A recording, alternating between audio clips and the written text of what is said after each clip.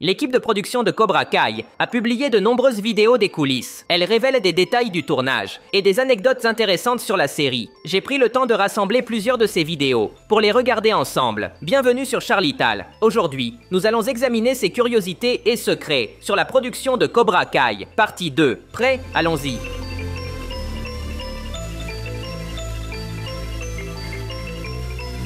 Commençons avec cette vidéo des coulisses, montrant le combat entre Dimitri et Diego Aguilar, le capitaine du dojo espagnol Furia de Pantera. Ce combat était assez épique dans l'épisode, mais le capitaine du dojo espagnol cache beaucoup de détails intéressants. Il est interprété par l'acteur Justin Ortiz. Cet acteur est déjà apparu dans la série. Plus précisément, il est apparu dans la saison 3, lors de la bataille dans la maison des LaRusso. Il jouait un étudiant de Cobra Kai. Rien de surprenant, car l'acteur est un cascadeur professionnel et un artiste martial dans la vraie vie. Il a probablement figuré dans d'autres épisodes de Cobra Kai, mais nous ne l'avions pas remarqué. Enfin, il a reçu un rôle plus important en tant que capitaine du dojo espagnol. Un autre détail, il est marié à l'actrice Jeweliana Ramos, qui est la capitaine féminine du même dojo espagnol. Ainsi, mari et femme dirigeaient le dojo ensemble. Grâce à une vidéo des coulisses, nous pouvons voir ce moment épique, où les deux échangent un salut spécial, avant le combat contre Dimitri. Cette scène n'est pas dans la série, elle a été tournée, mais apparemment coupée. Pour ceux qui ne se souviennent pas bien de Jeweliana, c'est elle qui a invité Dimitri à danser dans la scène du bar.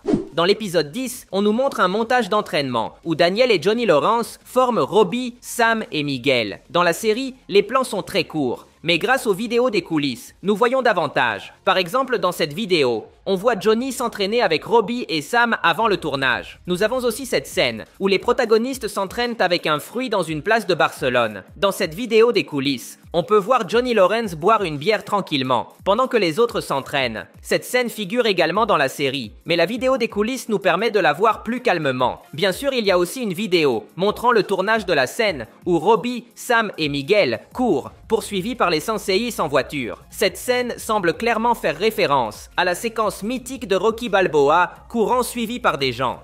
Passons à d'autres scènes. Voici une vidéo où William Zabka s'entraîne pour ses scènes de combat avec le chorégraphe de la série.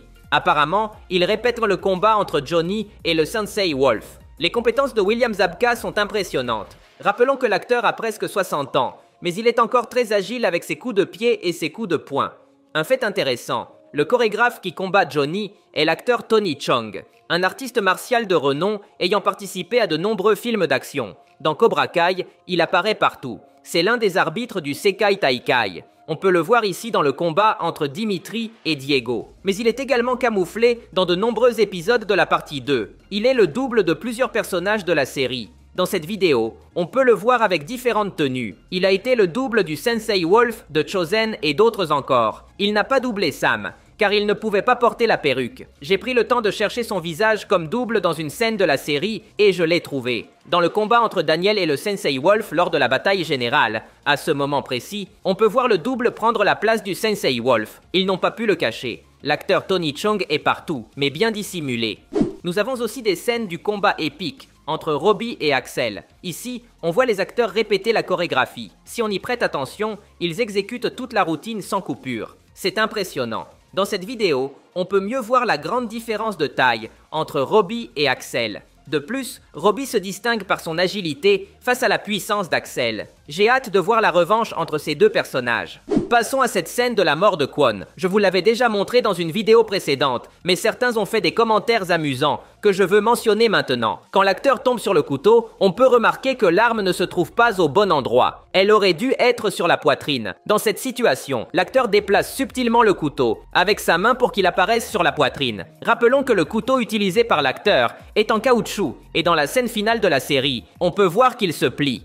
Bien que la mort de Kwon ait été le moment le plus marquant de la saison, dans les coulisses, cet événement s'est déroulé de manière très amusante. Voici une vidéo de l'acteur Brandon Olan Lee dansant avec le couteau planté dans la poitrine. Et tous les autres acteurs s'amusent avec lui. Après cette scène épique, il s'est passé quelque chose de curieux. Tous les acteurs se sont obsédés à prendre des photos et des vidéos avec Kwon. Voici Martin Kove avec Brandon, tous deux se moquant du couteau. À l'écran, je vous montre plusieurs photos où de nombreux acteurs posent avec Kwon. La plupart font semblant de le poignarder et on voit que ce moment a été vécu de manière joyeuse.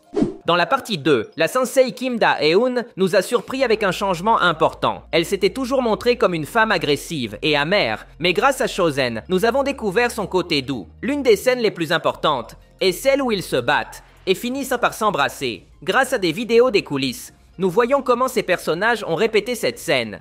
Nous ne voyons pas de répétition du baiser, mais bien celle du combat. En réalité, l'actrice Alicia Anna Kim est très douce, totalement à l'opposé de son personnage dans Cobra Kai.